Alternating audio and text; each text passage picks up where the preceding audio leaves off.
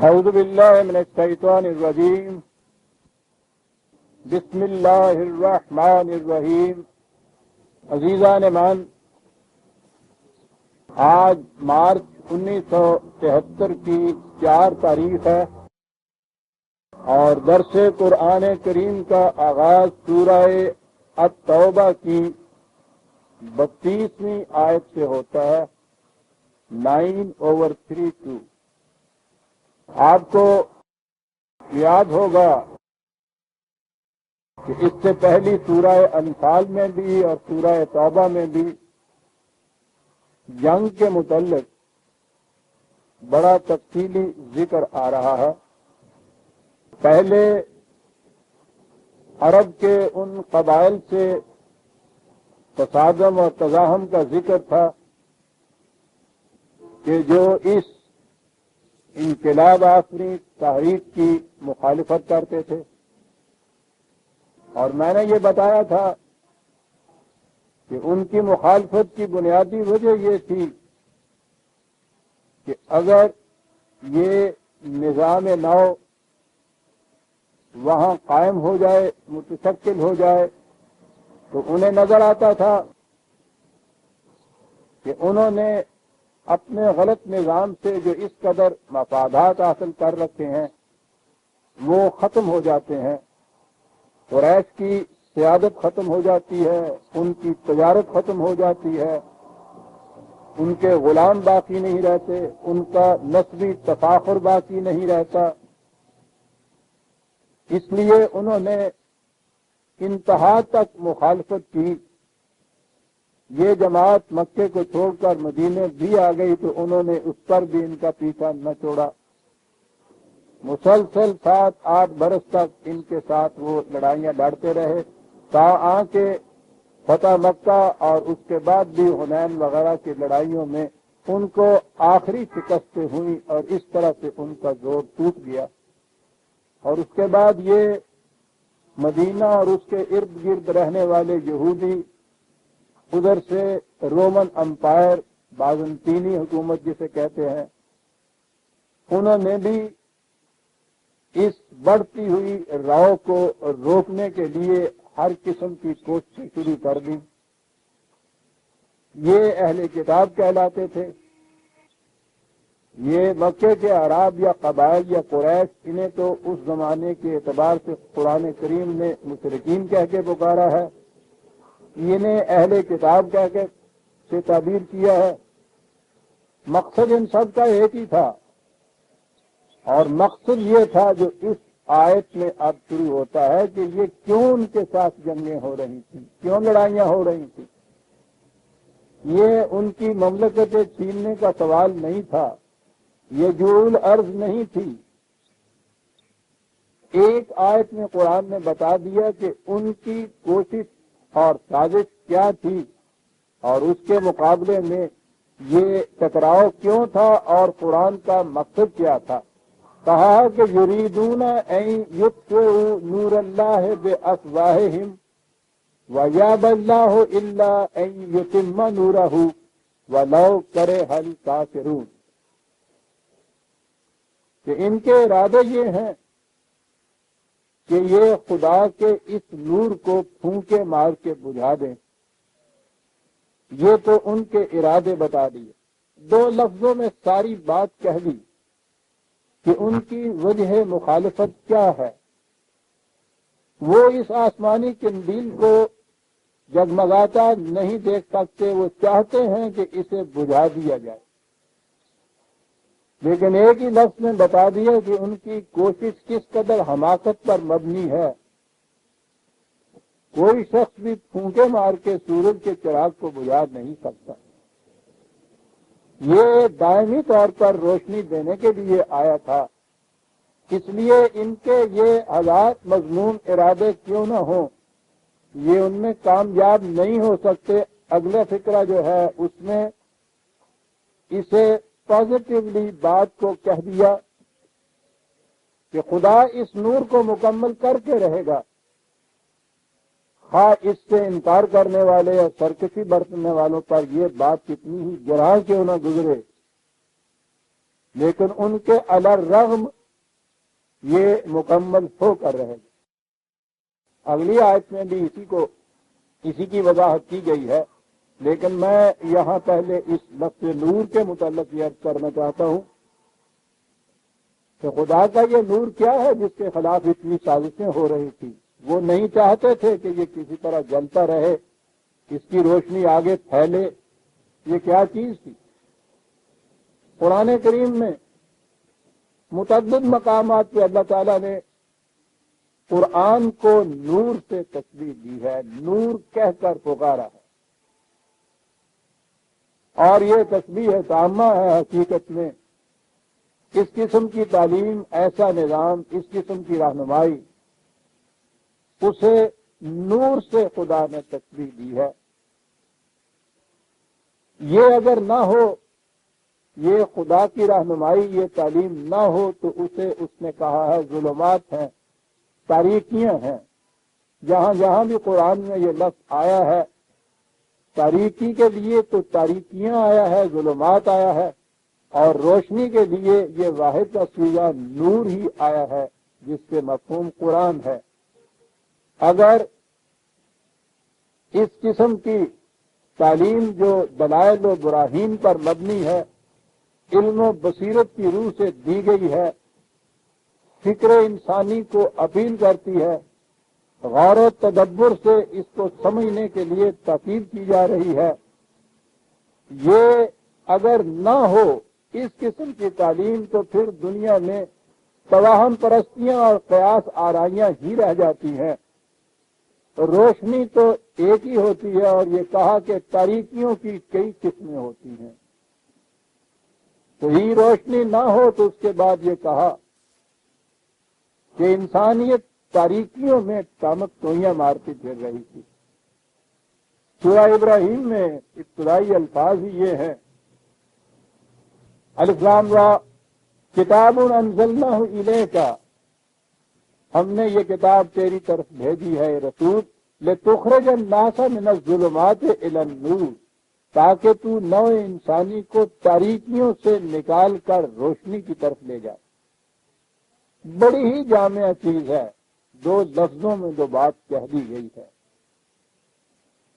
آپ دیکھیے کہ تاریکیوں کے اندر سب سے بڑی چیز، تاریکی کی سب سے بڑا نقصان تاریکی کا یہ ہوتا ہے کہ اس میں کوئی شے اپنی اصلی حالت میں سامنے نظر ہی نہیں آتی، معلوم ہی نہیں ہوتا کہ وہاں کیا رکھا ہے، اس کی حیث کیا ہے، کس مقام پہ کوئی چیز ہے اور اس کی شکل و حیث کس قسم کی ہے۔ تاریکی میں کچھ پتہ نہیں چلتا، کوئی شے اپنی اصلی حیث میں نظر نہیں آتی۔ قیاسات ہی آپ کے ہوتے ہیں، توہمات ہی آپ کے ہوتے ہیں، اور وہ توہمات ایسے ہیں کہ جو رسی کو سام بنا کر دکھا سکتے ہیں، اور سام کو رسی بھی تو بنا کے دکھا سکتے ہیں۔ توہم پرستی کی یہ کیفیت ہوتی ہے۔ تاریکی کا سب سے بنیادی اولی فائدہ یہ ہوتا ہے کہ وہ رسی کو رسی اور سانپ کو سانپ دکھا دیتی ہے، یعنی ہر شے اپنی اصلی حیث میں سامنے آ جاتی ہے۔ انسانوں کے بنائے ہوئے نظام، ان کی مختلف شکلیں، ان کے دی ہوئی مختلف اقدار، مختلف قوانین، دساتیر، آئین، رسوم، رواج، موقف، مسالک، یہ تمام اس روشنی کے اندر صحیح صحیح مقام ان کا متعین ہو جاتا ہے، اور یہ پتہ چلتا ہے، چل جاتا ہے کہ وہ در حقیقت ہیں کیا، وہ بن کے کیا دکھاتے ہیں اپنے آپ کو، اور ان کی حقیقت کیا ہے۔ روشنی یہ کر دیتی ہے، وہ ہر چیز کی صحیح حقیقت متعین کر دیتی ہے اور واضح کر کے بتا دیتی ہے۔ کہا کہ یہ کتاب تمہاری طرف ہم نے نازل کی اے رسول، تاکہ تو نوع انسانی کو تاریکیوں سے نکال کر روشنی کی طرف لے جائے۔ اور بڑی چیز ہے یہ روشنی کا مل جانا، انتہائی خوش بختی ہے انسانیت کی، اور یہاں الناس کہا ہے۔ اور اس کے لیے تاریخ سے پھر مثال دی کہ اس تاریکی سے مفہوم کیا تھا اور وہ روشنی کیا تھی۔ دو ہی آیتوں کے بعد اسی سورت کی 5ویں آیت میں یہ کہا کہ وَلَقَدْ أَرْسَلْنَا مُوسَىٰ بِآيَاتِنَا أَنْ أَخْرِجْ قَوْمَكَ مِنَ الظُّلُمَاتِ إِلَى النُّورِ۔ موسیٰ کو ہم نے اپنے قوانین دے کر بھیجا تاکہ وہ اپنی قوم کو تاریکیوں سے نکال کر روشنی میں لے آئے۔ اب یہ دیکھیے، پہلے بات جو کہی گئی تھی وہ نظری تھی، ایبسٹریکٹ تھی۔ 2 آیتوں کے بعد اسے تاریخی شہادت سے اس نظری چیز کو عملی چیز بنا کر سامنے رکھ دیا۔ یہی قرآن کا انداز ہے کہ وہ جتنے نظری حقائق بیان کرتا ہے ان کی تشریح اور توضیح اور وضاحت عملی مثالوں سے، تاریخی شہادات سے پیش کرتا ہے تاکہ کنکریٹ شکل میں بات سامنے آ جائے کہ وہ کہتا کیا ہے۔ قوم بنی اسرائیل کی حالت مصر کی غلامی کے زمانے میں اسے تاریکیوں سے تعبیر کیا گیا ہے، اور قرآن کریم نے بتایا ہے کہ جزوی اعتبار سے تو تاریکیاں سینکڑوں قسم کی ہو سکتی ہیں۔ اصولی طور پہ دیکھا جائے تو سب سے بڑی تاریکیاں انسانیت کے اوپر جو مسلط ہوتی ہیں ان کی 3 شکلیں ہوتی ہیں۔ ایک ملوکیت کا عذاب کہ جس کا نمائندہ فرعون تھا، دوسرے مذہبی پیشوائیت کہ جس کا نقیب حامان تھا، اور تیسرے نظام سرمایہ داری کہ جس کا دائی قرآن کریم نے یہ بتایا ہے کہ خود قوم موسیٰ میں ہی سے تھا، قارون جسے کہا جاتا ہے۔ 3 ہی چیزیں گنائی ہیں اس نے، اور یہ دیکھیے کہ باقی ساری تاریکیاں انہی کی پھیلائی ہوئی ہوتی ہیں۔ اصل اور بنیادی طور پہ تاریکیاں یہی ہیں جو انسانیت کو چاہتی یہ ہیں کہ یہ کبھی بھی روشنی کے اندر انسان آ نہ سکے۔ ملوکیت کا استبداد، انتہائی کوشش یہی ہوتی ہے کہ انسان کو یہ اصل معلوم، حقیقت معلوم نہ ہو سکے بادشاہت کی اور ملوکیت کی، وہ ذل اللہ علی الارض بن کے بیٹھتا ہے۔ اور اس کے لیے سب سے بڑی کوشش جو ہے وہ مذہبی پیشوائیت کرتی ہے کہ جو اس بادشاہ کو خدا کا سایہ ہی نہیں بلکہ اس کا اوتار بنا کے لوگوں کے سامنے پیش کرتی ہے۔ اور اگلی چیز یہ ہے کہ لوگ ماننے پہ مجبور اس لیے کر دیے جاتے ہیں کہ انہیں روٹی سے محتاج کر دیا جاتا ہے۔ یہ ہے قارونیت جسے خدا نے تعبیر کیا۔ یہ ظلمات تھی جن کے اندر مصر کی غلامی کے دوران بنی اسرائیل گھری ہوئی تھی۔ کہا یہ کہ ہم نے موسیٰ کو وحی کی رہنمائی دی تاکہ وہ اپنی قوم کو ان تاریکیوں سے نکال کر روشنی کی طرف لے آئے، اور سینا کی وادیوں میں جہاں ان کو لایا گیا ہے، ان تینوں بلاؤں میں سے کوئی ایک بلا بھی نہیں تھی۔ ملوکیت، پیشوائیت اور نظام سرمایہ داری، تینوں کی زنجیریں توڑ کر وہ یہاں آزادی کی فضا میں سانس لینے کے لیے لائی گئی وہ قوم۔ یہ تھی جسے قرآن نے النور کہا ہے، وہ روشنی کے اندر لے آئے حضرت موسیٰ اس قوم کو، غلامی سے نکالا، آزادی میں لے آئے۔ آزادی، ملوکیت کے استبداد سے بھی آزادی، مذہبی پیشوائیت کی توہم پرستیوں سے بھی آزادی، اور نظام سرمایہ داری کی انسانیت کش احتیاجات سے بھی آزادی۔ یہ تھی وہ آزادی کہ جسے روشنی سے تعبیر کیا قرآن کریم نے۔ اب دیکھیے کہ ان 3 گوشوں میں کس طرح سے ساری دنیا کی تاریکیاں سمٹ کر آ جاتی ہیں۔ یہاں یہی کہا کہ ان کی کوشش یہ ہے، ارادے ان کے یہ ہے کہ وہ خدا کی اس روشنی کو بجھا دیں تاکہ انسانیت تاریکیوں کے اندر ہی رہے۔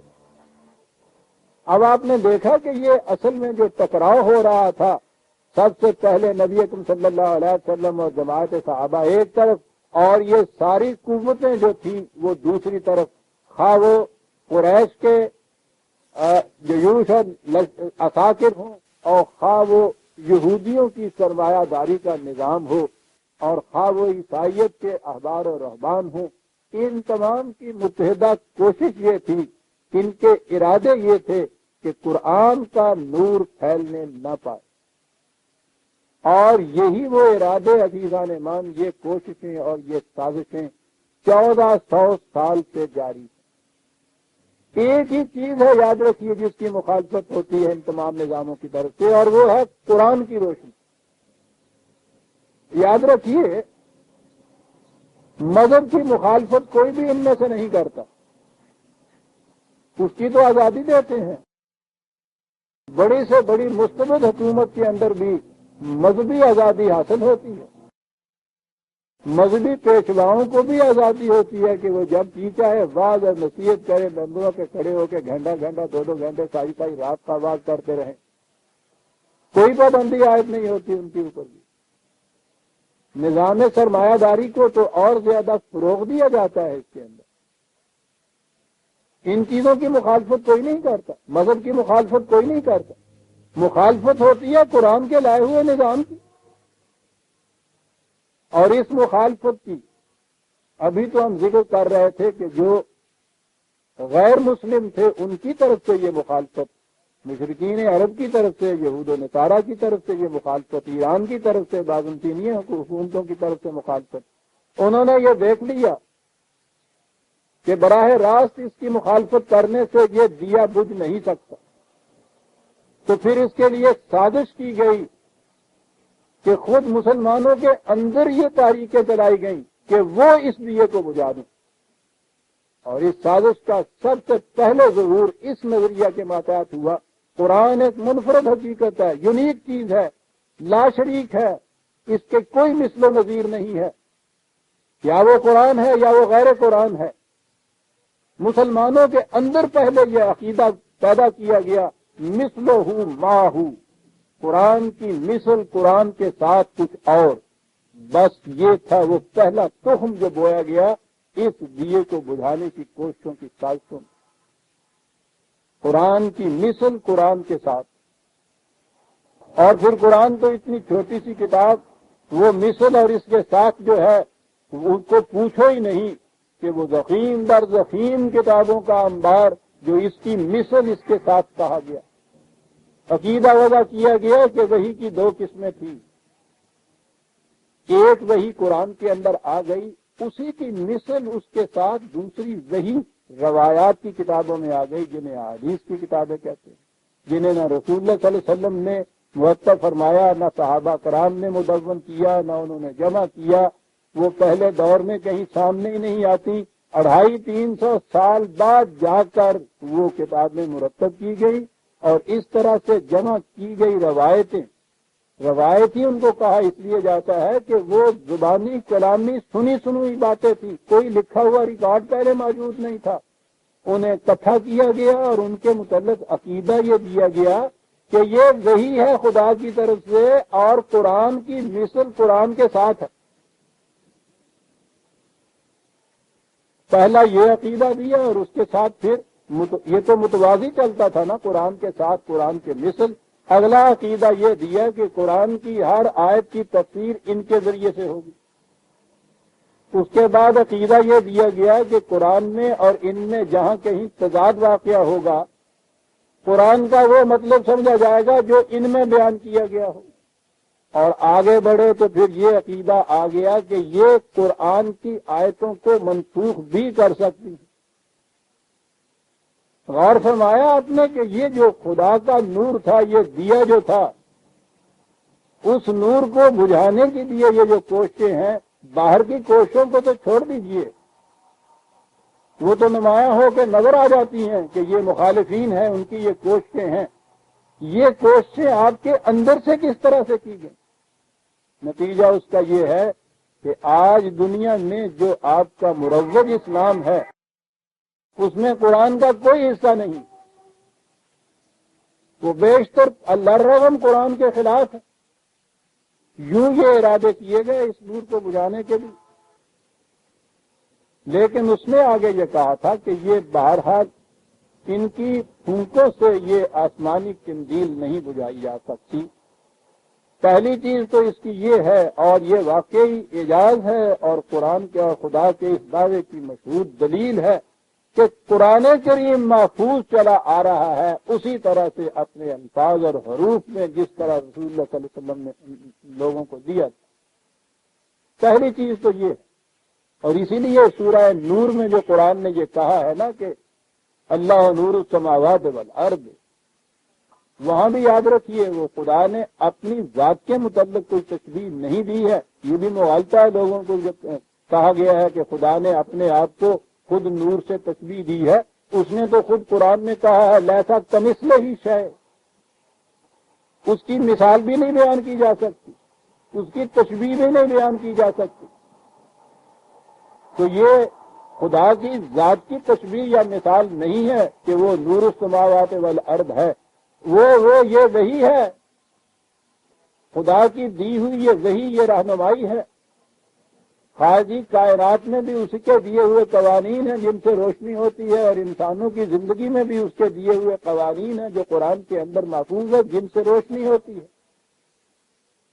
اور اس چراغ کے متعلق آگے اس نے یہ کہا کہ اس کی محفوظیت کی یہ کیفیت ہے کہ جیسے ایک طاق ہو, پیچھے سے بند, سامنے سے کھلا, دائیں بائیں سے بھی بند, وہ طاق ہو, اس طاق کے اندر ایک دیا ہو, دیا وہ ایک شیشے کے بلوری فانوس کے اندر ہو, تاکہ اس کی روشنی کے راستے میں کوئی روک اور آڑ نہ ہو, محفوظ ہو وہ ہر طرف سے, اور روشنی اس کی بلا کسی حجاب اور پردے کے براہ راست باہر آتی چلی جائے. وہ نہ شرقی ہو نہ غربی ہو, پوری نوع انسانی کے لیے وہ روشنی دینے والا ہو. قرآن کے متعلق اس نے یہ بتایا ہے کہ یہ ہے وہ نور خدا کا کہ جو ان کے بجھانے کی کوششوں سے بجھے گا نہیں, یہ مکمل ہو کر رہے گا.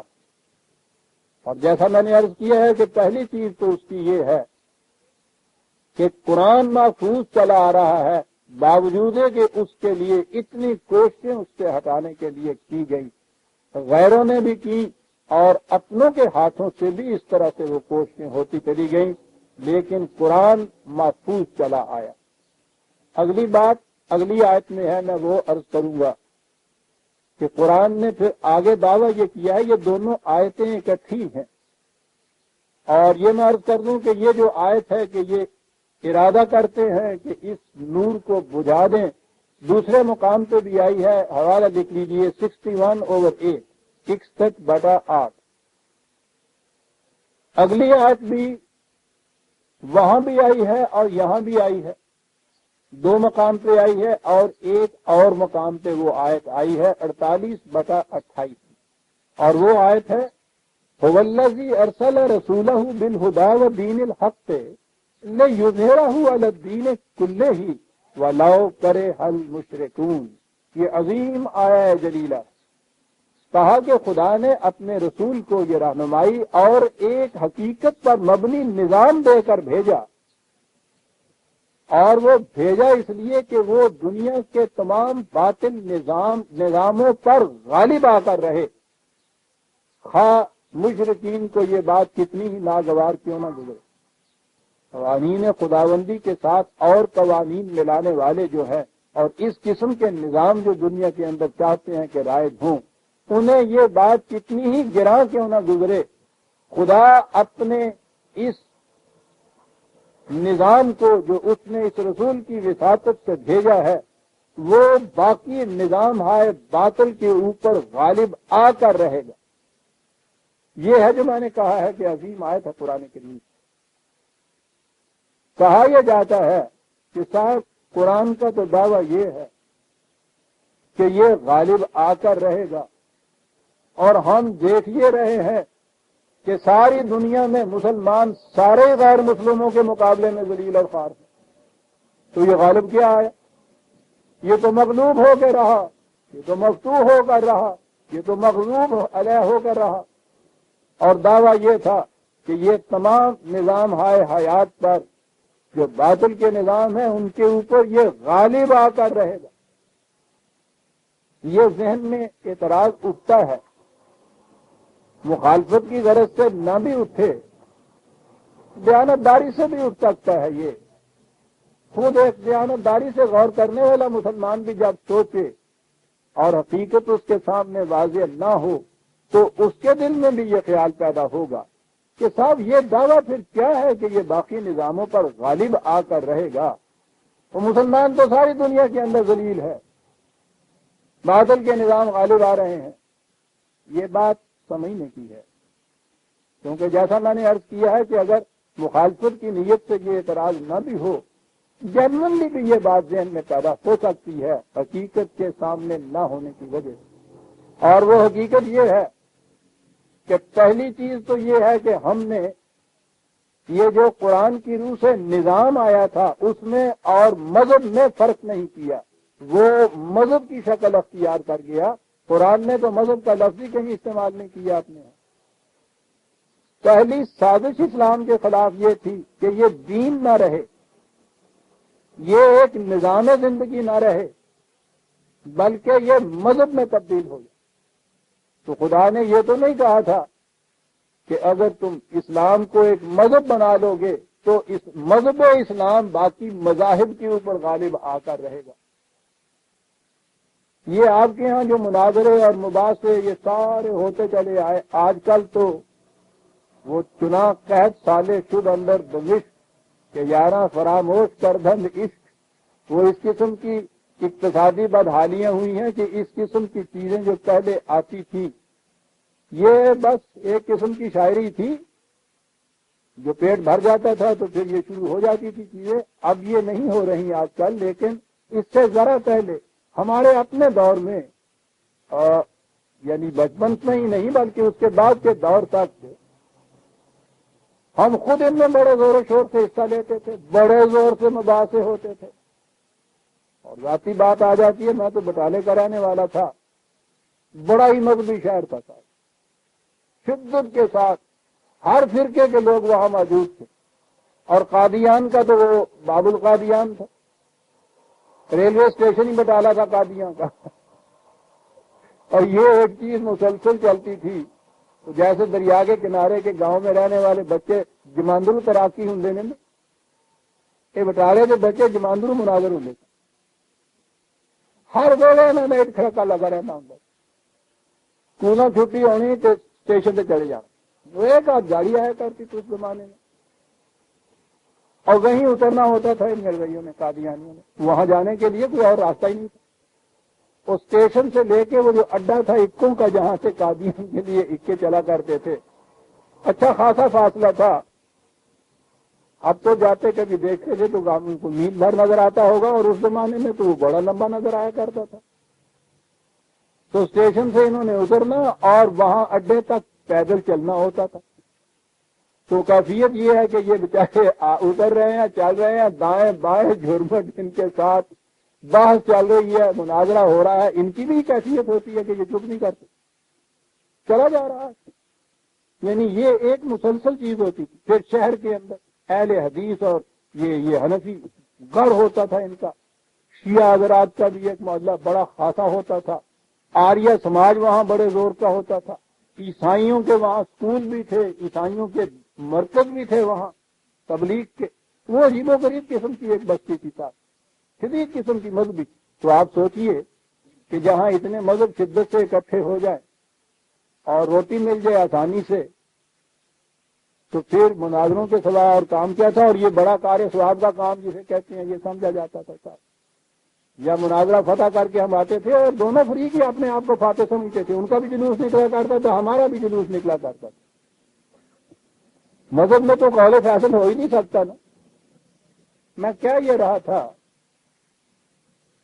کہ مذہب کا ٹکراؤ مذہب سے یہ مسلمان کرتے تھے، اور دعویٰ یہ ہوتا تھا کہ خدا نے کہا ہوا ہے لَيُظْهِرَهُ عَلَى الدِّينِ كُلِّهِ، اس لیے ہمارا مذہب باقی مذاہب کے اوپر ضرور غالب آ کے رہے۔ کوئی نہیں سوچتا تھا کہ اس نے دین کہا ہے، مذہب تو نہیں کہا ہو، لیکن یہ چیز تو ان کے ذہن میں تھی نہیں۔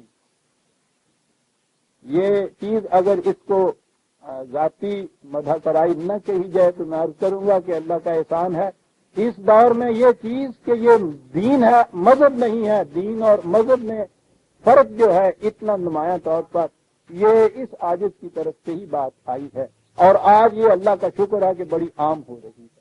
آپ نے دیکھا ہوگا کہ اب محراب و مسجد سے بھی یہ صورت ہے کہ پہلے 2 گالیاں پرویز کو، آخر میں 2 گالیاں پرویز کو، درمیان میں سارے یہ چیز کہ اسلام مذہب نہیں ہے، یہ دین ہے۔ اللہ کا شکر ہے ان گالیوں کے صدقے میں یہ بات ہی سے ہی چل پڑی۔ قرآن نے میں نے عرض کیا ہے دین کو قرآن نے دین کے مقابل میں قرآن لایا، مذہب کو یہ نہ مذہب ہے نہ اس کو مذہب کے مقابلے میں لایا ہے۔ دوسری چیز جو ہمارے ہاں کی غلطی ہے وہ یہ کہ ہم نے مسلمانوں کو اور اسلام کو ایک دوسرے کے مرادف سمجھ لیا۔ ادھر سے تو قرآن کی یہ آیت آتی ہے کہ یہ تمام نظام آئے باطل پر غالب آ کر رہے گا، ادھر سے ہم دیکھتے ہیں کہ ساری دنیا میں مسلمان تو ذلیل ہے، تو اس سے ہم اس نتیجے پر پہنچ جاتے ہیں کہ پھر اسلام غالب کیسے ہے؟ یعنی مسلمانوں کا ذلیل ہونا ہم اسلام کی ذلت سمجھتے ہیں۔ اب یہ بات بھی سمجھانے کی ہے، ساری دنیا کو سمجھانے کی۔ سمجھانے کے لیے تو پہلے یہ بات ماننی پڑے گی نا کہ بابا ہم جو مسلمان ہیں ہم اسلام والے نہیں ہیں، اس کی جرت نہیں کرتے مسلمان کہنے کی۔ ورنہ اگر یہ بات دنیا کو سمجھا دی جائے کہ بات اسلام کے دین کی ہوگی، مسلمانوں کی نہیں ہوگی، مروجہ مذہب اسلام کی نہیں ہوگی، پھر بات واضح ہو جاتی ہے۔ اس کی ضرورت کسی میں نہیں ہے کہ وہ یہ اعتراض کرے اس بات سے۔ نتیجہ یہ کہ یہ اعتراضات پڑھتے ہیں، انہیں تو برداشت کرتے چلے جاتے ہیں، اور پھر توضیحات جو ہیں، جسٹیفیکیٹری ریزن جسے کہتے ہیں، وہ تو ہر شخص دے لیتا ہے۔ بت پرست بھی اپنے آپ کو مطمئن کر لیتا ہے چند دلیلیں دے کر، ذائقہ پوجنے والا بھی اپنے آپ کو مطمئن کر لیتا ہے، شام کی پرستش کرنے والا بھی اپنے آپ کو مطمئن کر لیتا ہے۔ اس فریب نفس کا کیا ہے؟ ہم بھی مطمئن کر لیتے ہیں اپنے آپ کو، یہ کہتے کہ ہاں صاحب ہمارے مذہب جیسا مذہب کوئی دنیا میں نہیں ہے، ذلیل و خوار ہیں تو کوئی بات نہیں ہے، یہ عارضی چیز ہے۔ کبھی تو یہ کہ صاحب یہ اس دنیا کی عزت نہیں کہا گیا تھا، آخرت کی عزت کہا گیا تھا صاحب۔ یہاں ٹھیک ہے ذلیل و خوار ہیں، وہاں دیکھیے گا کہ ہر قسم کی عزتیں سرفرازیاں ہمارے حصے میں ہوں گی، نہ کوئی وہاں سے دیکھ کے آئے نہ کوئی جھٹلائے۔ یعنی میں نے عرض کیا ہے کہ یہ چیزیں، یہ جرت کی چیز تھی یہ کہنے کی کہ ہمارا مروجہ اسلام قرآن کا اسلام نہیں ہے، مذہب۔ ہم مسلمان اسلام کے پیرو پابند نہیں ہیں۔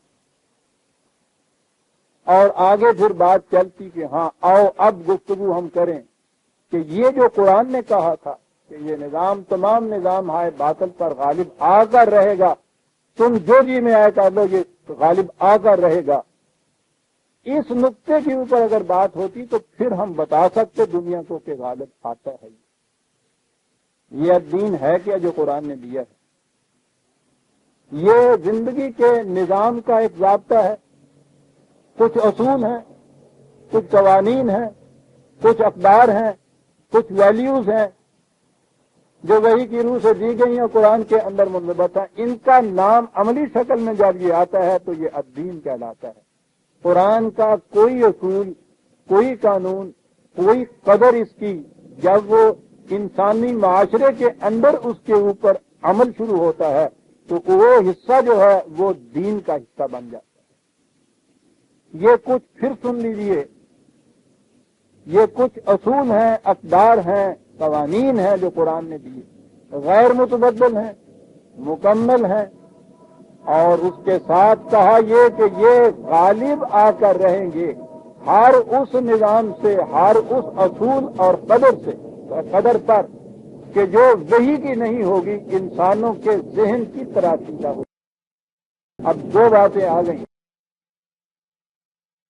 انسانی ذہن کے وضع کردہ وہ اصول، اقدار، قوانین جن کے مطابق یہ انسان اپنا معاشرہ متشکل کرتا چلا آ رہا، اس کے مقابلے میں وحی کے عطا کردہ اصول، اقدار، قوانین کہ جو عملاً کسی معاشرے کے اندر جب وہ داخل ہو جائیں تو یہ جس طرح کا ایک نظام قائم کرتا ہے، یہ دوسری طرف جسے الاسلام کہا جائے گا، جسے الدین کہا جائے گا، قرآن کا دین، وہ بھی قرآن نے کہا ہے لِیُظْہِرَہُ عَلَى الدِّینِ کُلِّهِ، جتنے بھی اور ادیان ہیں ان کے اوپر یہ غالب آئے گا۔ ان کا نام قرآن نے دین کہہ کے ان کو پکارا ہے، نظام زندگی، انسانی ذہن کے تراشیدہ وضع کردہ جتنے اصول ہیں وہ جب انسانی معاشرہ ان کے مطابق متشکل ہوگا تو وہ ایک دین بنے گا. ادھر سے قرآنی اصول و اقدار کے مطابق جب ایک معاشرہ متشکل ہوگا تو یہ دین بنے گا. کہا کہ یہ جو دین ہے یہ غالب آ کے رہے گا ان کے اوپر. اب آپ یہ دیکھیے کہ اس 1400 برس میں تاریخ ہمیں بتاتی کیا. ظہور قرآن کے زمانے میں جتنے نظام زندگی کے یہاں قائم تھے دنیا کے کسی حصے میں بھی وہ کیوں نہ ہوں انسانی ذہن کے وضع کردہ اصولوں کے مطابق. موٹے موٹے اصول لے لیجئے. بادشاہت کو اس زمانے میں ابدی دائمی قائم رہنے والا نظام قرار دیا جاتا ہے کہ حکمرانی یا حکومت کا نظام ہی بادشاہت ساری دنیا میں بلا استثناء. پھر بادشاہ کو ہندوستان میں خدا کا اوتار سمجھا جاتا تھا. ایران میں اسے ذل اللہ خدا کا سایہ سمجھا جاتا تھا. عیسائیوں کی مملکت میں اسے ڈیوائن رائٹس کا حامل سمجھا جاتا تھا, خدائی اختیارات کا حامل. چین اور جاپان کے یہ جو علاقے ہیں ان میں کنفیوشنزم وغیرہ جو مذہب تھے ان میں یہ بادشاہ جو تھا اس کی پرستش ہوتی تھی, اس کو خود معبود سمجھا جاتا تھا. مصر کی بھی یہی کیفیت تھی. اس زمانے میں یہی دنیا تھی جنہیں متمدن یا مہذب دنیا کہا جاتا ہے. ان سب میں بادشاہت ایک شخص کو حق حاصل تھا کہ وہ باقی تمام انسانوں پر حکومت کرے اور اس کے حکومت کے اس حق کو خدائی اختیار کہا جاتا تھا. یعنی اس نے خود یہ اختیار نہیں کسی طرح سنبھالے, خدا نے یہ اختیار اس کو دیے ہیں. اس لیے ان سے انکار خدائی اختیار سے انکار ہوگا, اسی لیے اس کی سزا موت. بادشاہت ایک اصول نظام قائم کرنے کا. اس اصول کے مطابق دنیا کے اندر جتنے نظام تھے وہ سارے بادشاہت کے نظام تھے. اسے دین کہیں گے نا آپ. قرآن نے آگے یہ اعلان کیا کہ یہ باطل ہے نظریہ, کسی انسان کو حق حاصل نہیں ہے کسی دوسرے انسان کے اوپر حکومت کر.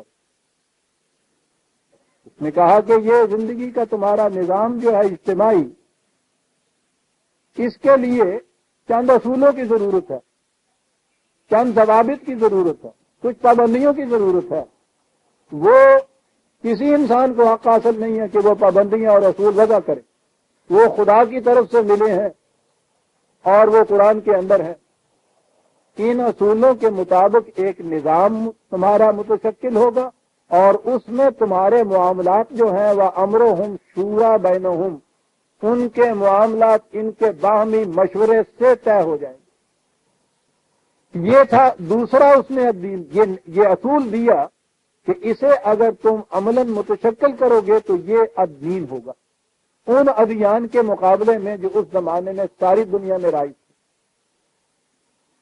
ذہن میں آ گئی نا اب آپ کے بات کہ دین کا مقابلہ دین کے ساتھ کس طرح سے ہوا. قرآن نے یہ کیا. سب سے پہلے تو اپنے ہاں اس کو قائم کر کے دکھایا. بادشاہت ختم, باہمی مشاورت سے ایک نظام. دنیا میں پہلا تجربہ تھا یہ. پہلا میں اس لیے کہہ رہا ہوں کہ انبیاء کرام نے تو اپنے اپنے مقام میں یہ تجربے اپنی جگہ کیے ہوں گے, ٹھیک ہے, وہ یہی پیغام دے کے آئے تھے. اس زمانے میں جب قرآن نازل ہوا ہے تو اس وقت دنیا میں کہیں بھی یہ نظام نہیں تھا. قرآن نے یہ نظری طور پہ اصول دیا اور نبی اکرم صلی اللہ علیہ وسلم نے اپنے صحابہ کے ساتھ اس نظام کو متشکل کیا. یہ تھا الدین کا ایک گوشہ. ساری دنیا نے اس کی مخالفت کی, کرنی چاہیے, وہاں تو بادشاہت تھی. بادشاہت اس کو کس طرح برداشت کر لیتی ایسے نظام کو جس میں بادشاہت کا وجود نہ رہے. اب آپ نے دیکھا کہ ایران نے کیوں مخالفت کی تھی, بازنطین حکومت نے کیوں مخالفت کی تھی. اس نظام کے تابع بادشاہت کا وجود ہی باقی نہیں رہتا تھا. یہ کر کے بتا دی. کچھ عرصے کے بعد مسلمان کا دین بھی مذہب میں بدل گیا اور اس میں بادشاہت پھر آ گئی۔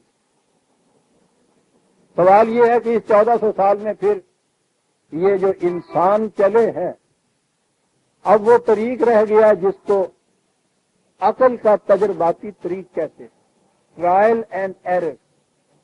انسانی عقل کرتی یہ ہے کہ وہ ایک نظام وضع کرتی ہے، اس پہ عمل کرتی ہے، پھر اس کے تباہ کن ہلاکت آفرین نتائج اس کے سامنے آتے ہیں، ٹھوکریں کھاتی ہوئی، ہڈیاں توڑواتی ہوئی اس میں نظام کو چھوڑتی ہے، پھر اس کی جگہ ایک اور اصول وضع کرتی ہے، پھر اس کے مطابق ایک نظام قائم کرتی ہے، پھر اس نظام کے ہلاکت آفرین نتائج سامنے آتے ہیں، پھر اس کو چھوڑتی ہے۔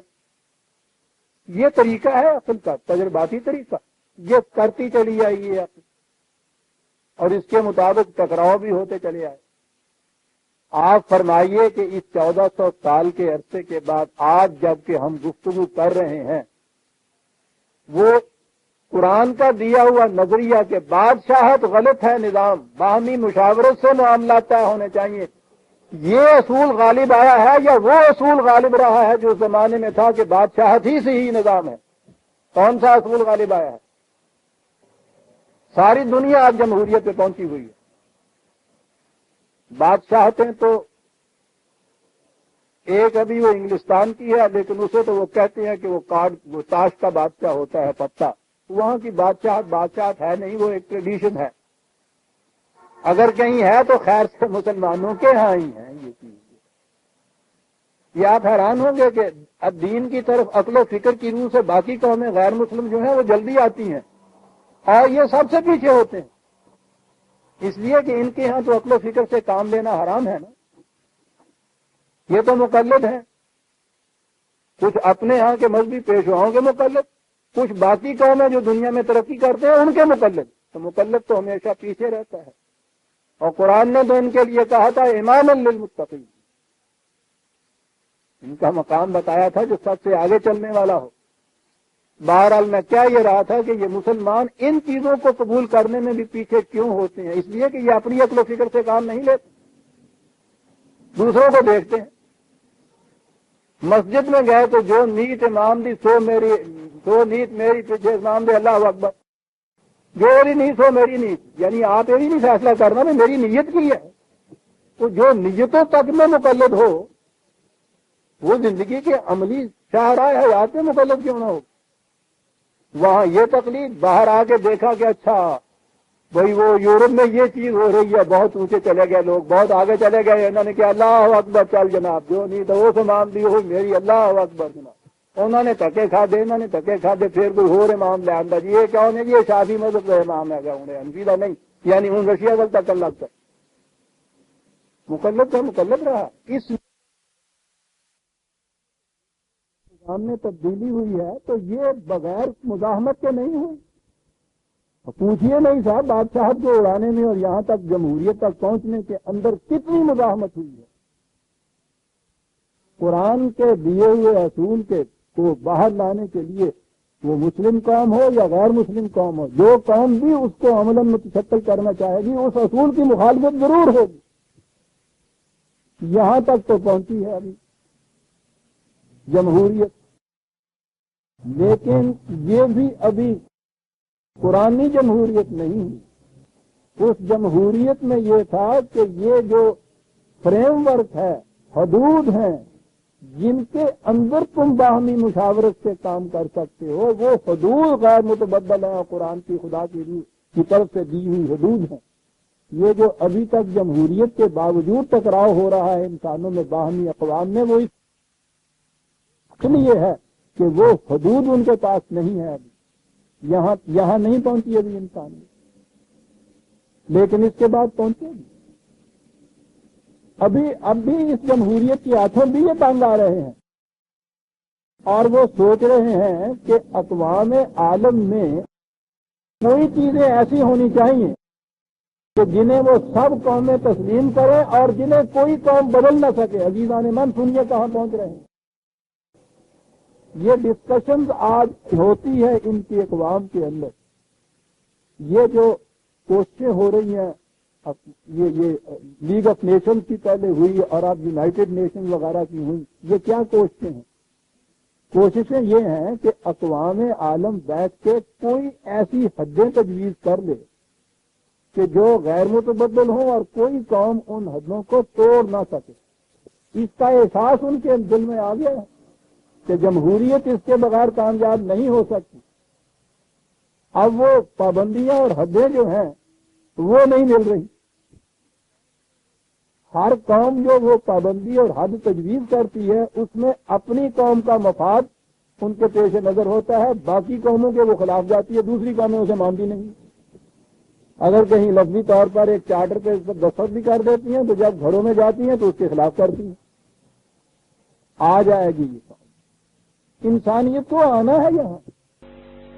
ساری دنیا میں اس دور میں جب قرآن نازل ہوا غلامی ایک مسلمہ ساری دنیا ساری اقوام کا ایک طرز غلامی کا ان کے خلاف پر اس کے حق میں دلائل مذہبی پیشوائیت جسے خدا کی طرف سے مقدر کردہ چیزیں کہتا تھا کہ خدا کی طرف سے تقدیر بعض انسانوں کی ہوتی ہے کہ وہ غلام بن کے رہے اور انہیں کوئی نہیں چھوڑتا۔ اور مسلم جو سنتے تھی وہ تو بہرحال غلاموں کو جکڑ کے رکھتی، غلامی کے خلاف کہیں آواز نہیں اٹھتی تھی اس زمانے میں۔ خود عرب کی ساری معاشرت اور معیشت جو تھی وہ غلاموں سے منحصر۔ قرآن نے آ کے یہ اعلان کیا وَلَقَدْ كَرَّمْنَا بَنِي آدَمَ، ہم نے ہر انسانی بچے کو واجب التکلیم پیدا کیا۔ مَا كَانَ لِبَشَرٍ أَن يُؤْتَىٰ الْكِتَابَ وَالْحِكْمَةَ ثُمَّ عبادت دی، کسی انسان کو یہ حق حاصل نہیں ہے، خواہ اس کو لیجسلیچر کے اختیارات ہوں یا ایگزیکٹو کے اختیارات ہوں، خواہ وہ نبی بھی کیوں نہ ہو، کہ وہ کسی انسان سے یہ کہے کہ تم میرے غلام۔ کتنا انقلاب آخری تھا یہ اصول دیا قرآن کریم نے انسانی معاشرے کے متشکل کرنے، ساری دنیا نے مخالفت کی۔ آپ کہیے کہ اس 1400 سال میں انسانی اصل نے تجرباتی طریق سے جو راستہ اختیار کیا اور جس نتیجے پہ پہنچا وہ قرآن کے اس اصول کی فتح ہے یا وہ اس کے خلاف سے اس کے خلاف مسلمان گیا؟ یہ یونائٹڈ نیشن میں جب چارٹر بن رہا تھا تو اس میں ایک فکس تھی غلامی کی، اب تنسیخ غلامی کی، اس میں یہ ہے غلامی منسوخ کی جاتی۔ وہاں جتنے بھی ممبر تھے اقوام کے انہوں نے اس پہ دستخط کر دیے، لیکن آپ کے ہاں کی سب سے بڑی اسلامی مملکت سعودی عربیہ جو تھی انہوں نے انکار کر دیا، یہ کہہ کے کہ یہ ہمارے مذہب کے خلاف ہے۔ اور یہ بات تو پھر پرانی ہے یہ آپ نے 1 مارچ کا پرچہ آپ نے دیکھا ہے پاکستان مملکت اسلامیہ پاکستانیہ کی مرکزی مجلس آئین ساز کا اجلاس ہے، کانسٹیٹیوشن کے فہرست لکھا گیا ہے کہ یہ اسلامک مملکت ہے جس کا ریلیجن اسٹیٹ کا اسلام ہوگا، کوئی قانون کتاب و سنت کے خلاف نہیں ہوگا۔ کتاب و سنت کے علم کے ایک ادارہ تھا جمعیت العلماء کے نمائندے کروں گا تو تصدیق کر دیجیے گا، میں مسلح عالم والا انہوں نے وہاں اس کے تقریر کی 1 مارچ کے پرچے میں یہ آگے انہوں نے کہا کہ یہ دعویٰ اس کانسٹیٹیوشن کا یہ ہے کہ اسلام کے مطابق اور کوئی قانون کتاب و سنت کے خلاف نہیں ہوگا، خود اس کے اندر سب سے بڑی شک کتاب و سنت کے خلاف ہے۔ کہا کون سی شک؟ کہا اس میں غلامی کو جائز قرار دیا، غلامی کو منسوخ کیا گیا، یہ چیز اسلام کے خلاف ہے، کتاب و سنت کے خلاف ہے، جو غلامی کو منسوخ قرار دیا گیا ہے۔ اور اس میں انہوں نے یہ لکھا ہے بات کہنی پڑتی، کہا کہ اس کے اندر یہ پروویژن ہونی چاہیے عزیزہ نے من 1400 سال پہلے کی بات نہیں کرتا، تنبکو کی بات نہیں کر رہا۔ آپ کے ہاں کی مجلس عین صاحب میں 3 دن پہلے کی تقریر ہوئی ہے، وہاں کہا کہ اس میں یہ پروویژن ہونی چاہیے کہ جو شخص ایک سے زیادہ آزاد شادیاں نہ کر سکنے کی استطاعت رکھتا ہو اسے ایک لانڈری مہیا کی جائے۔ کہتا ان میں یہ سکھائی کر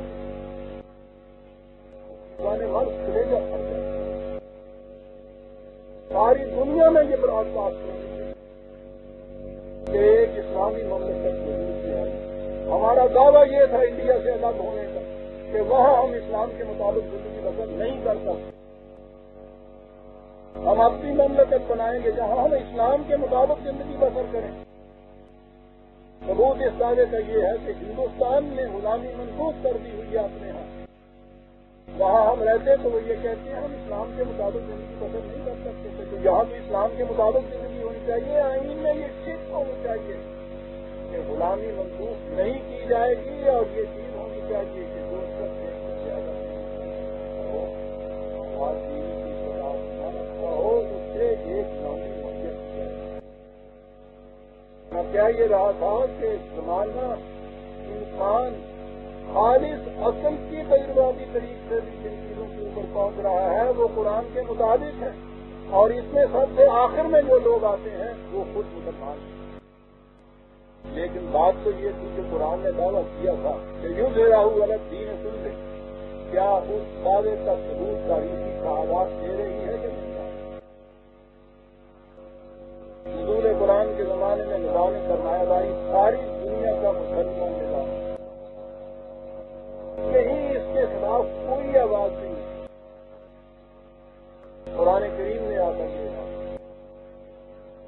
اللہ تعالیٰ نے جو ذرائع پیداوار انسانوں کو مفت دیے ہیں، کسی انسان کو حق حاصل نہیں کی ذاتی میں اور ایک جماعت مومنین جو ہم پیدا کر رہے ہیں جو جس دین کی حامل ہوگی اس کی کیفیت یہ ہوگی کہ ہر شخص زیادہ سے زیادہ محنت کرے گا، کم از کم اپنی ضروریات کے مطابق دے گا، اور اس سے فاضل جو کچھ ہوگا وہ دوسروں کی ضروریات پورا کرنے کے لیے دے جائے گا۔ مال کا جمع کرنا یہاں حرام کرا 1400 سال پہلے۔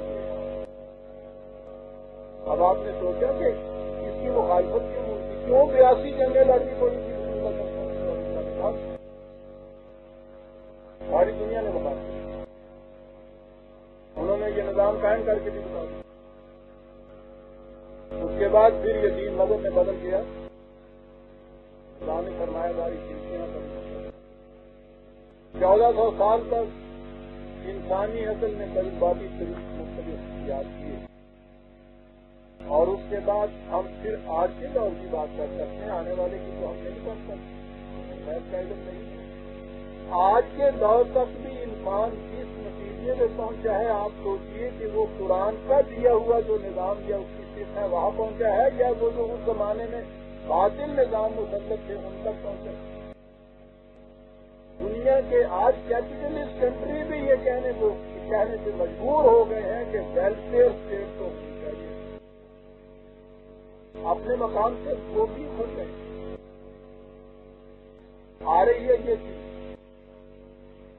ساری دنیا میں آ رہی ہے، یہاں بھی جو سب سے پیچھے ہیں آپ کے یہاں کے مسلمانوں کی مخالفت کرتے ہیں، خود آپ کے یہاں مخالفت ہو رہی ہے، مخالفت دلیل و برہان کی نہیں ہے، کہتے ہیں اسلام کے خلاف ہے۔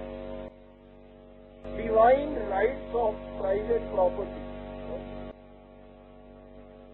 ذاتی ملکیت کے خدائی اختیار، اور خدا نے یہ کہا تھا کہ جو تم زمین سے ذاتی اختیارات اور ملکیت میں دے دیتے ہو، انداز من دون اللہ، خدا سے بڑے تم خدا بنا دیتے ہو ان کو، اور یہ اپنے ملکیت کو خدائی اختیارات، باتیں بھی خدائی اختیار، وہ تو بھی خدا کی۔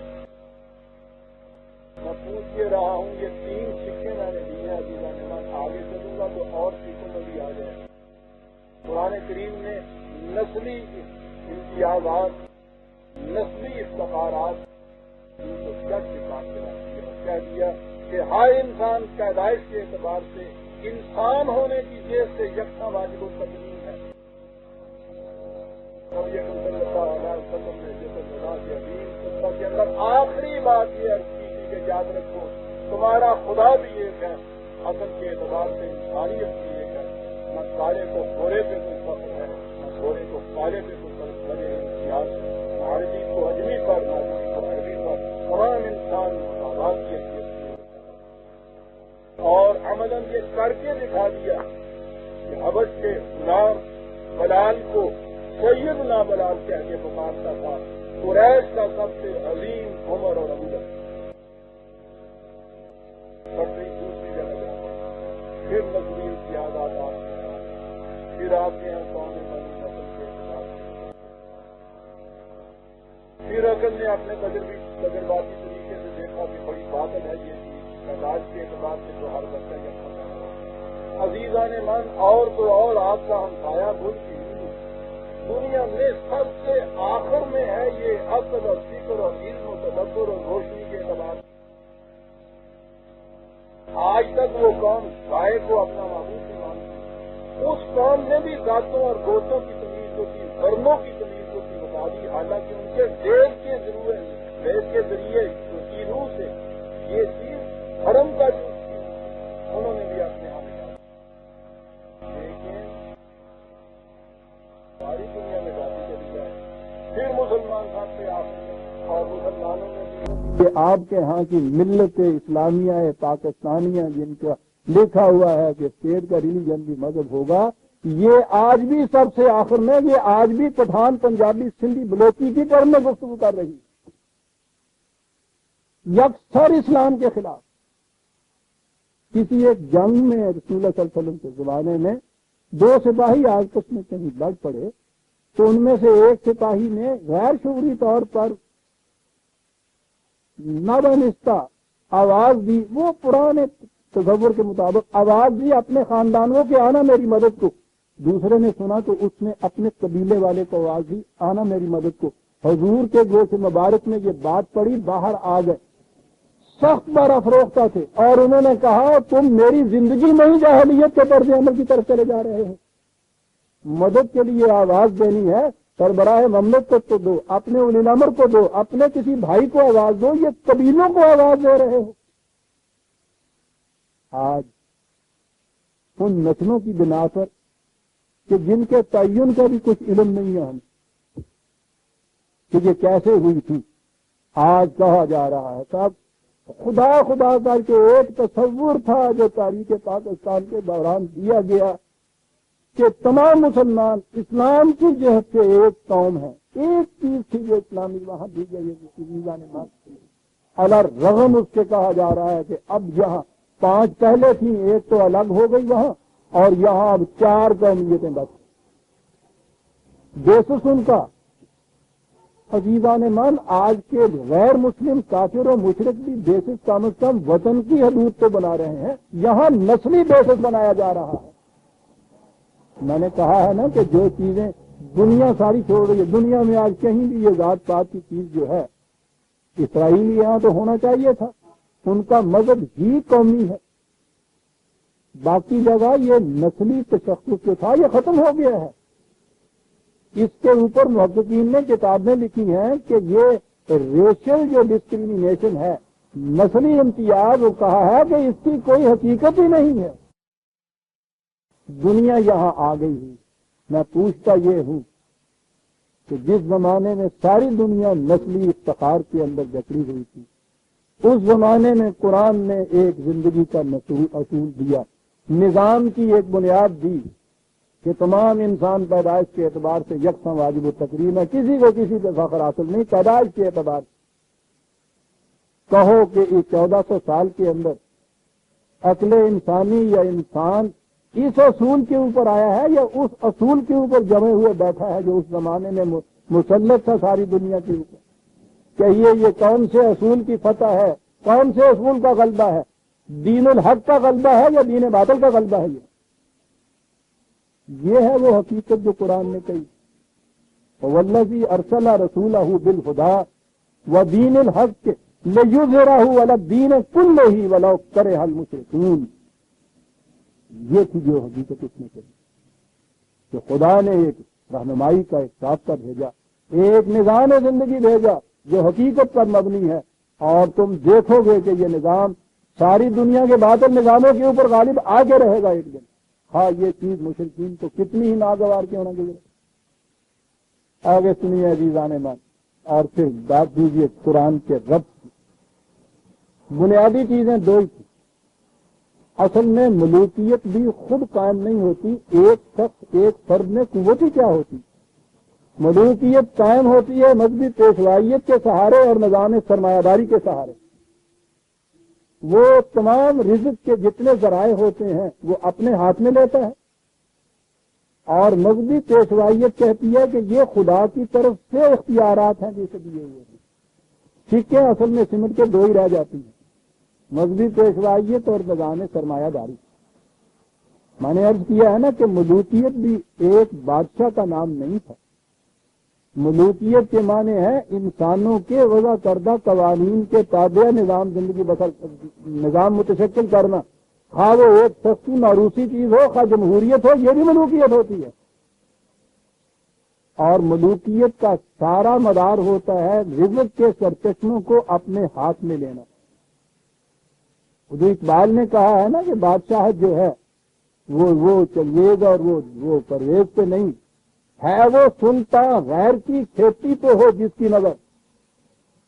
عظیم چیز کہا جاتا تھا غیر کی کھیتی پہ ہو جس کی نظر، یہ ہے نظام سرمایہ داری۔ تو چیزیں دو ہی رہ جاتی تھی، مذہبی پیشوائیت اور نظام سرمایہ داری۔ بات چلی آ رہی تھی کہ خدا نے یہ الدین دیا ہے کہ جو دنیا کے نظام ہے باطل پر غالب آ کر رہے گا۔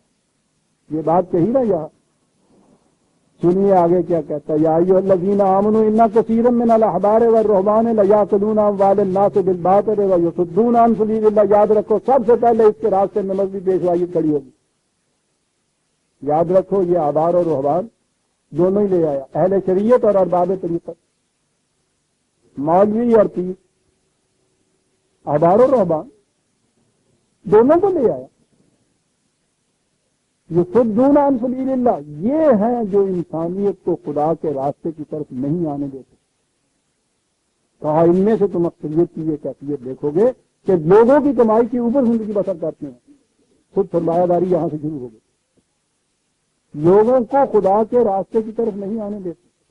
تو خدا کا راستہ یہ ہوا نا کہ جس میں نہ اس قسم کی ملوکیت ہو، نہ اس قسم کا سرمایہ داری کا نظام ہو، اس کے راستے میں روک بن کر کھڑے ہو جاتے ہیں۔ یہ احبار و رہبان کرتے یہ ہیں۔ تو میں نے کہا تھا نا کہ ملوکیت ہو یا نظام سرمایہ داری، وہ صرف مذہبی پیشوائیت کے سر پہ کام رہتی۔ پہلے قرآن نے یہ لی کہ یہ لوگوں کا مال کھا جاتے ہیں بالباطل، بغیر کوئی تعمیری نتیجہ مرتب کیے ہوئے۔ باطل کے یہ معنی ہوتے ہیں، کوئی تعمیری نتیجہ یہ مرتب نہیں کرتے،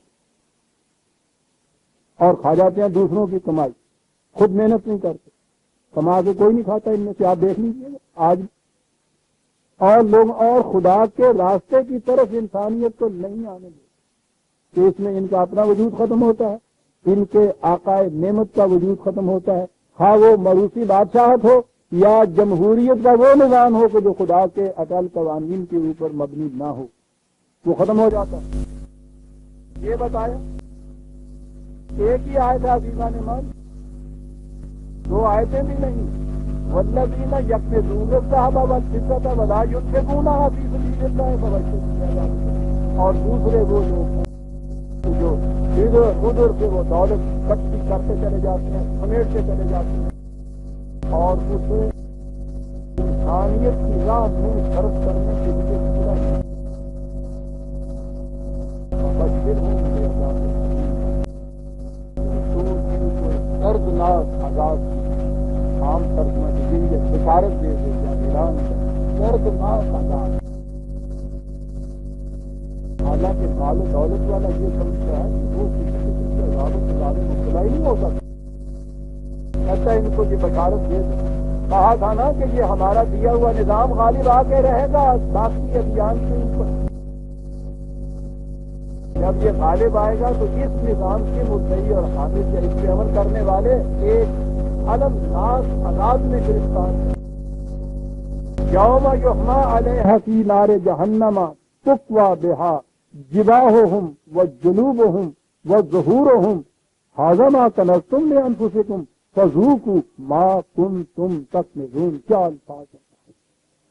یہ ان کا مال و دولت، چاندی سونے کے ٹکے ہوتے تھے نا اس زمانے میں، نوٹ تو ہوتے نہیں تھے جو جلائے نہ جاتے تھے۔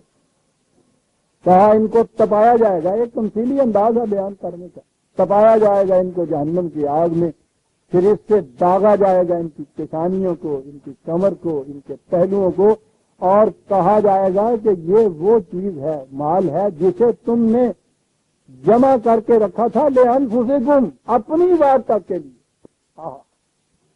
فَذُوقُوا مَا كُنتُمْ تَكْنِزُونَ، جو کچھ تم نے اس طرح سے جمع کر کے رکھا تھا اس کے انجام کا یہ تلخابہ پیو، رکھو اس کو۔ کہیے عزیزان من، قرآن نے جو دیا تھا ایک دین الحق کی فکر نظام کی معیشت کے متعلق، دنیا اپنے تجرباتی طریق کے بعد اس فکر کی طرف آ رہی ہے یا اس کے خلاف جا رہی ہے؟ ابھی وہ وہاں تک پہنچی نہیں ہے دنیا، لیکن سوال یہ ہے کہ ان کا رخ کس سمت کو ہے۔ اور یہ جو اس نے یہ کہا کہ یاد رکھو یہ دو گروہ ہیں جو اس نظام کے راستے میں سب سے بڑے سنگ گراں بن کے حائل ہوں گے، مذہبی پیشوائیت کا گروہ اور نظام سرمایہ داری کے حاملوں کا گروہ۔ یہ آگ جس کو اس نے کہا ہے، میں نے کہا ہے نا کہ قرآن کے سمجھنے کا طریقہ یہ ہے کہ ایک مقام پہ جو بات کہی گئی ہو دوسرے مقامات میں دیکھیے اس کی وضاحت۔ یہ آگ کہیں آوا کی بھٹی لگی ہوئی نہیں ہے کہ جس کے اندر سچ مچ یہ روپے اور یہ پاؤنڈ جو ہیں اسٹرلنگ اشرفیاں تپائی جائیں گی اور لگایا جائے گا۔ یہ کون سی آگ ہے؟ 104/1-7 104 آیت سورہ الحمزہ۔ ویل لکل ہمزۃ لمزۃ للذی جمع مالا وعددا۔ پہلے دو لفظوں کا ترجمہ تفسیر کسی دوسرے وقت میں کہی، وہ بھی بڑی تفصیل پر چیز ہے، وہ کہ جو مال کو جمع کرتا ہے اور پھر 99 کے پھیر میں پڑ جاتا ہے۔ کیا بات کہی! جو محض اپنی ضروریات پورا کرنے کے لیے عزیزان من مال رکھتا ہے وہ 99 کے پھیر میں پڑتا ہی نہیں ہے۔ ضرورت جب جمع کرتا ہے تو پھر آگے بات چلتی کہ ہاں اتنا اور اس میں ہو جائے نا، تو پھر یہ کتنا بن جاتا ہے۔ اس کے لیے آپ کو پتا کیا کیا ترغیبیں اور ترہیبیں اور تحریفیں کی ہوئی ہوتی ہیں۔ سیونگ بینک میں اکاؤنٹ کھلتا ہے نا، یہ پوسٹ آفس والوں میں، تو وہ ایک اکاؤنٹ ہے کہ وہ شاید 7 برس کے بعد دگنا ہو جائے گا۔ اس میں شرط یہ ہے کہ 100 روپے یا اس کے بعد 100 200 300 یعنی یہ جمع کرایا جا سکتا ہے، 90 95 نہیں، 100 پھر اس کے بعد 100۔ وہ جو کھول بیٹھتا ہے نا حساب، جب وہ آتا ہے نا 80 90 پہ، پھر پوچھو نا کہ 100 بنانے کے لیے پھر وہ کیا کرتا ہے، ایک ڈنگی روٹی بھی چھڑ دینا۔ یہ بچے اپنی گول توڑ دے آگے 98 ہو گئے 2 یہ ہو گئے، اس نے شرط لگا رکھی ہے 100 پورا کرتا جمع مالا عددا یا سب انا مالا اخلدا۔ اس ذہن باطل میں ہے کہ زندگی کا دوام مال کے ذریعے حاصل ہوتا ہے۔ کلا تحقیق سے عربی سمجھنے کی تو کلا سمجھا کیجیے قرآن یہاں تک کلا، کس فریب باطل میں مبتلا ہو، آگاہ رکھو، او انسانیت رکھو، سن رکھو، یہ جس مال کے متعلق کہتے ہو کہ تمہیں یہ حیات دوام دے گا، اس کی اپنی کیفیت یہ ہوگی کہ اسے ایک ایسی جہنم کی آگ کے اندر ڈالا جائے گا۔ مادرا کا ملحتما یعنی ٹکڑے ٹکڑے کر دینے والی، مادرا کا خدا کے سوا تمہیں کون بتا سکتا ہے کہ وہ کون ہے؟ نار اللہ، خدا کی آگ۔ اب محسوسات کی خوب نگاہ چلی دیکھنے کے لیے، کہاں بھٹی بھڑک رہی ہے، یہ کہاں شعلے اٹھ رہے ہیں، کہاں کہیں جانے کی ضرورت نہیں ہے، یہیں بیٹھے رہو، نار اللہ الموقدۃ التی تطلع علی الافئدہ، یہ خدا کی بھڑکائی ہوئی آگ ہے، یہ دلوں کو اپنی لپیٹ میں لیا کرتی ہے، باہر نہیں کہیں بھڑک رہی ہے۔ انہا علیہم موصدۃ فی عمد ممددہ، اور کہیں یہ نہیں ہے کہ بھٹیاں بنی ہوئی ہیں، اسی کے ستون ہوتے ہیں جس کے اندر یہ ہوتی ہے۔ آہا، اسی آگ کے یہ ستون ہوتے ہیں بڑے بڑے جس کے اندر یہ خود، یعنی یہ خود سرمایہ داری اپنی آگ آپ ہے، یہ اس کی کیفیت ہوتی۔ وہ کہا جس وقت بھی وہ دین آیا یا اس کا شعبہ آیا جو ہم نے دیا ہے، تو اس کے بعد پھر دیکھو تو کیسے وہ آگ بھڑک اٹھتی ہے جس کے شعلے دلوں کو لپیٹ لیا کرتے ہیں۔ کہیں سے آواز آ جائے صحیح اس قسم کی کہ وہ نظام آ رہا ہے جس میں صاحب یہ زمین جو ہے چھین لی جائے گی، زائد سرمایہ چھین لیا جائے گا، دھمکی میں مر گیا نا جو باب نمبر تھا، کئی سرمایہ دار جو ہارٹ فیلئر سے مر جاتے ہیں، اور جو مرتے نہیں ہیں ان کی زندگی اس سے بھی زیادہ عجیب ہوتی ہے، ایک آگ ہوتی ہے جو لپیٹے ہوئے ہوتی ہے۔ دوسری جگہ اس جمع وہاں تو اڈبا تھا نا، یہاں ایک اور لفظ آیا ہوا ہے 70/17-18 نزاعۃ للشوا، اس جہنم کا پیچھے سے ذکر آ رہا ہے، عجیب و غریب انداز سے ٹھاٹھے مارتا ہوا، بھڑکتا ہوا، شعلے برساتا ہوا چلا آ رہا ہے، اور کر کیا رہا ہے وہ؟ تدعو، آوازیں دے دے کے بلا رہا ہے، کسے؟ من ادبرا و تولا، جو خدا کے صحیح نظام سے جس نے منہ موڑا تھا، جس نے گریز کی راہیں نکالی تھی۔ آہا، دو گروہ گدا دی، ایک تو وہ ہے کہ جو اس سے منہ موڑ کے چلا گیا، ہم مانتے نہیں ہیں، خدا کو بھی نہیں مانتے، اس کی وحی کو بھی نہیں مانتے۔ ایک وہ ہے جو ان کو مانتا تو ہے، گریز کی راہیں نکالتا ہے۔ ابھی عرض کروں گا گریز کی راہیں کیسے نکلتی۔ کہا یہ جہنم آوازیں دے کے بلا رہا۔ آہا، کیا انداز ہوتا ہے خدا، پیٹھ موڑ کے جانے والا گریز کی راہیں ایوں نکل جانے والا، ایوں نکل جانے والا جانے دیتا ہے یہ کسی کو؟ کہتا آوازیں دے دے کے بلا رہا ہے کون؟ جمع فاوعا، جس کی کیفیت یہ ہے کہ وہ جمع کرتا ہے، اوعا کے معنی ہوتا ہے پھر اس کے اوپر گرا دے دے، جس پانڈے کو کچھ رکھنا ہوتے تو ڈھکن دے دے، اوعا جمع کرتا ہے، اگر تھیلی ہے تو اس کے اوپر سے منہ بند کرنے کے لیے یہ لفظ آئے گا، برتن ہے تو ڈھکنا دینے کے لیے یہ لفظ آئے گا، نیچے سے پہلے بند کہ وہاں سے نکل نہیں سکتا، اوپر سے یوں آپ بند اور اندر اس کے یہ رکھ دیا۔ کہا یہی وہ ستون ہے کہ جو اس کو بھی جلا دیں گے، اس کے دل کو بھی سو دل پہ لے جائیں گے۔ اکبر تو عزیزان من وہ آئے کہ جنہوں نے الرغم انکار کر دیا کہ ہم نہیں مانتے، ہم قرآن کو نہیں مانتے، ہم وحی کو نہیں مانتے، ہم اس نظام کو نہیں مانتے۔ یہ تولا کیا ہے؟ گریز کی راہیں نکالنے والے۔ میں نے ابھی عرض کیا تھا نا کہ اس کے لیے ایک ہی عقیدہ وضع کیا اور سارا کچھ اس کے اندر آ گیا، اور وہ تھا مثلہ معہ، قرآن کی مثل، قرآن کے ساتھ، قرآن کی آیتوں کی تشریح و تفسیر روایات کے مطابق۔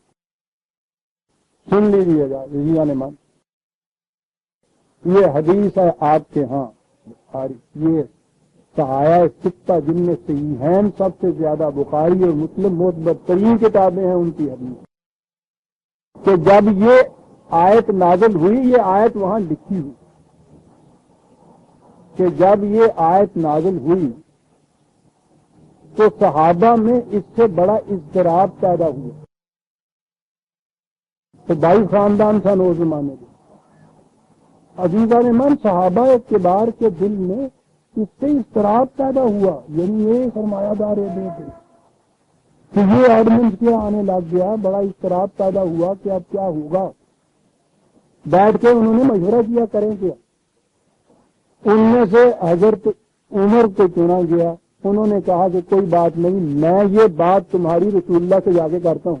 عزیزان ایمان، قدم قدم پہ سوچتے جائیے، صحابہ کبار قرآن پہ ایمان لانے والے کہتے ہیں جب یہ آیت نازل ہوئی، یعنی انہیں معلوم ہے کہ خدا کی طرف سے یہ آیت نازل ہوئی ہے، یہ ایمان لانے والے جو قرآن نے کہا ہے کہ اور تو اور یہ وہ قوم ہے کہ جب جنگ کے متعلق بھی کوئی آیت نازل ہوتی ہے تو ان کا ایمان اور بڑھ جاتا ہے.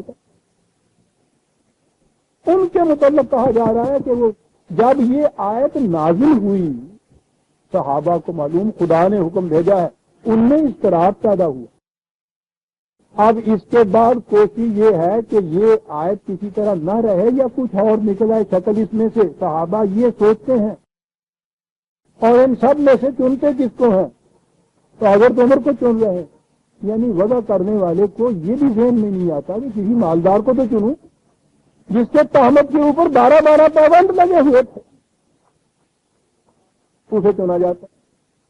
لیکن بہرحال ہونا تو ایک وکیل کرنا ہے جیسی نے مانگے سرمایہ دار آپ نہ ہی ہوئے،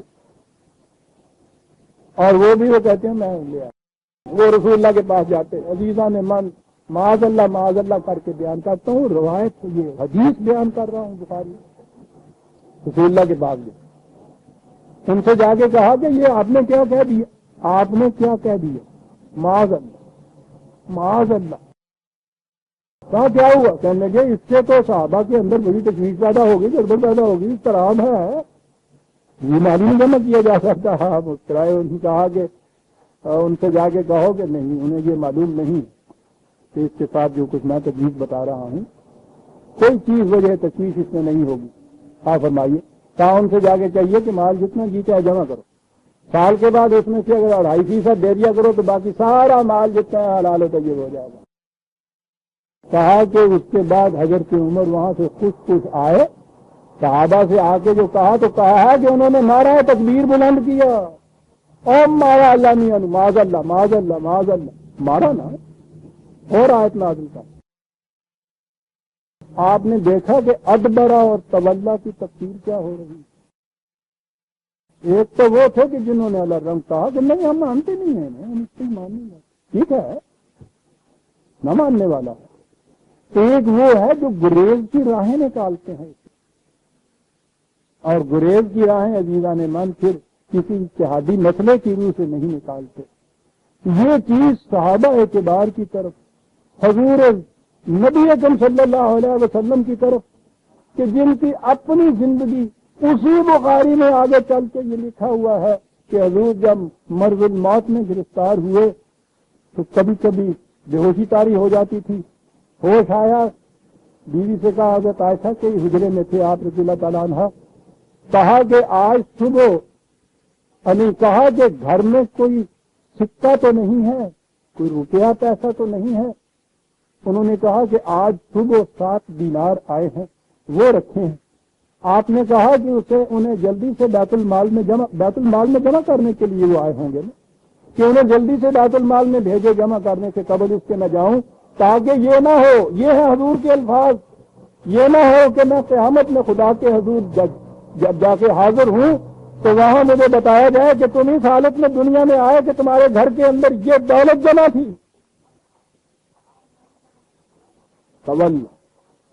اور اس کے بعد عزیزان من سنت رسول اللہ کے اوپر اس شدت سے زور دینے والے کہ اگر کسی کی داڑھی ایک مٹھی سے کم ہو گئی ہے تو اس کے متعلق بھی یہ بات کہ یہ تارک سنت ہے، اگر کسی کا پاجامہ ٹخنوں سے نیچے آ گیا ہے تو تارک خلاف سنت ہے.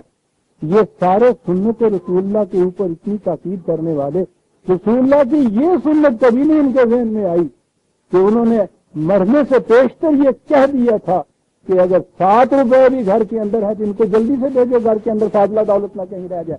اس سنت کا ذکر کہیں نہیں آئے گا. 2.5% زکوٰۃ جو ہے وہ آپ کے یہاں کا دین کا ستون بن گیا ہوا ہے. آپ کو پتا نا ارکان اسلام میں ایک زکوٰۃ بھی ہے، اور وہ پتا دین کا ستون کیسے بنا ہوا کہ جتنا جی چاہے مال جمع کرو 2.5% دے دو. ان کے مذہب کا تو ستون ہے، وہ دین کے تو ستون کو غارت کرنے والی چیز. جہنم آوازیں دے دے کر بلا رہا ہے، من ادبرا و تولا جمع مالہ کا اوعا. ان کو بھی کہ جو پیٹھ موڑ کے چلے گئے انہیں بھی یہ نظام بلا ہے، تو وہ ان کو بھی کہ جنہوں نے ان اس کا اقرار تو کیا، پھر گریز کی راہیں نکالی اس نے، اور پھر وہ لوگ جمع کرتے رہے، اپنی ذات کے لیے گرا دے تو بیٹھے رہے، کہا کہ رسول ان کو عذاب علیم کی بشارت دیتے۔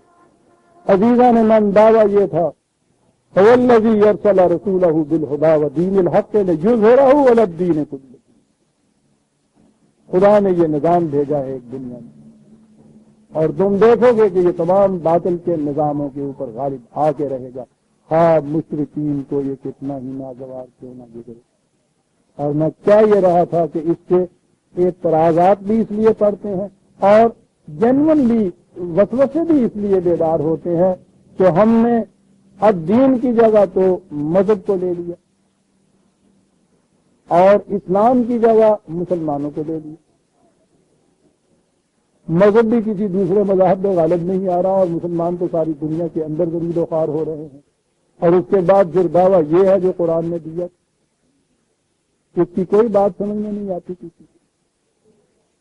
مسلمانوں کی سرفرازی کو قیامت تک اٹھا رکھتے ہیں، مذہب کے غلبے کو اپنے ذہن میں مناظروں میں جو ان کو فتح حاصل ہوتی تھی اس بنا پہ اپنے آپ کو فریب دے دیتے ہیں۔ اس نے اب دین کہا، اور آپ دیکھ رہے ہیں پھر کہ کس طرح سے یہ ایک ایک سکھ جو ہے جو قرآن نے دی تھی، آہستہ آہستہ رفتہ رفتہ عقل کے تجرباتی طریق سے کیسے غالب آتی ہے۔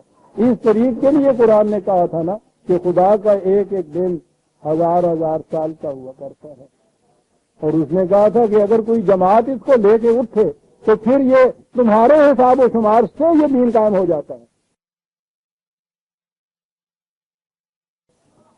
یہ مملکت اس لیے لی گئی تھی کہ یہ اب دین یہاں انسانوں کے حساب و شمار سے قائم ہو جائے،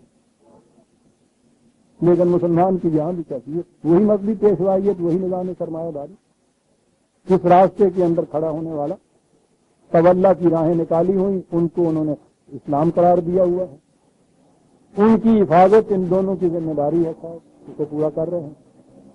باقی دنیا کی قومیں آ رہی ہیں اس نظام کی طرف، یہ سب سے پیچھے ان کے اوپر، لیکن عزیزان مان اگر ان کے ہاں یہ نہیں رہ سکتا تو کیا ان کے ہاں یہ ضرور رہے گا؟ اس لیے کہ انہوں نے اپنا نام مسلمان رکھا ہوا۔ قرآن نے دین کے غلبے کا کہا تھا، سنیے دوسری قرآن کی چیز جو ہے ذہن میں آگے میرے، دین کے متعلق اس نے کہا تھا کہ باقی تمام ادیان پہ غالب آ جائے گا۔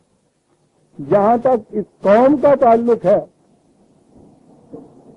جہاں ہمیں مغالطہ ہوتا ہے کہ مسلمان ساری دنیا میں ذلیل ہیں، اور اس نے قرآن نے کہا تھا کہ یہ غالب آ کے رہے گا، میں نے کہا تھا کہ دین غالب آ کے رہے گا، کسی قوم کا اس میں ذکر نہیں۔ وہ قوم جو اس دین کی حامل ہوگی اس کو یقیناً یہ سرفرازیاں نصیب ہوں گی، جو قوم اس دین کی حامل نہیں ہوگی اس کے متعلق سنیے قرآن کیا کہتا ہے، 47/38 سورہ محمد کی آخری آیت، ہاں تم ہاؤلائے تدعون لتنفقوا فی سبیل اللہ، کہا کیا تم یہ لوگ، ہمیں مخاطب کیا گیا ہے، تم ہو وہ لوگ کہ تمہیں کہا جاتا ہے کہ اپنی محنت کی کمائی کو انسانیت کی فلاح و بہبود کے لیے کھلا رکھو۔ یہی ہے نا قرآن کا نظام، جمع کرنے کے خلاف، فَمِنْكُمْ مَن يَبْخِلُ، اور تم میں سے وہ لوگ ہیں کہ جو پھر ایسا نہیں کرتے، بخیلی کرتے ہیں، اپنے آپ کے لیے اس کو سمیٹ کے رکھتے ہیں۔